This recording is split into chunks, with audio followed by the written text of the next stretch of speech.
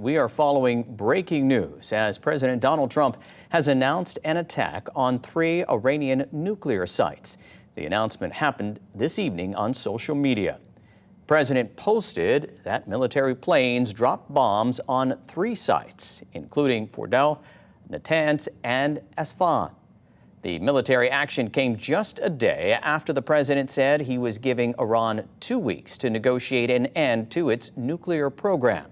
Fordow was the primary target because this nuclear site is buried deep below the ground. As Johnny Fernandez reports, the president adding all the planes are now outside of Iran airspace. President Trump with the stunning announcement on social media Saturday evening, saying we have completed our very successful attack on 3 nuclear sites in Iran, adding a full payload of bombs were dropped on the primary site, Fordow, then writing all planes are safely on their way home. President Trump had set a 2-week deadline to decide whether the U.S. will join the Israelis and help strike that facility. But the U.S. then opting to carry out this military strike now. This comes after sources told ABC News multiple B-2 stealth bombers are headed to Guam.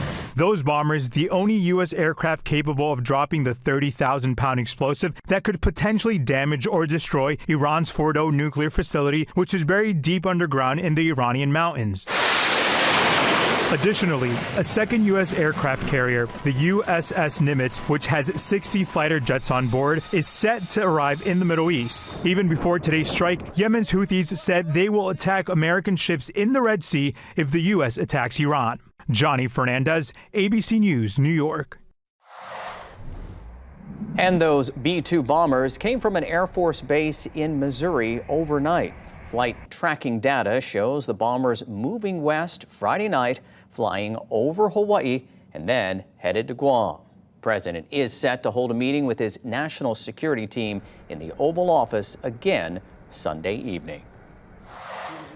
In a special report tonight at 4, President Trump said he worked closely with the Israeli Prime Minister to coordinate the attack and thanked military service members for their precision work to target those 3 large nuclear sites. President calling the strikes a success while still sending a strong message to Iran. With all of that being said, this cannot continue. There will be either peace or there will be tragedy for Iran far greater than we have witnessed over the last 8 days. Remember, there are many targets left. Tonight's was the most difficult of them all, by far, and perhaps the most lethal.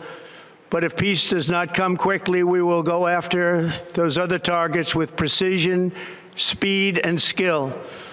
It is not clear what changed the initial 2-week deadline from President Trump to a 2-day organized attack. And we will keep you updated as White House officials plan another press conference tomorrow morning.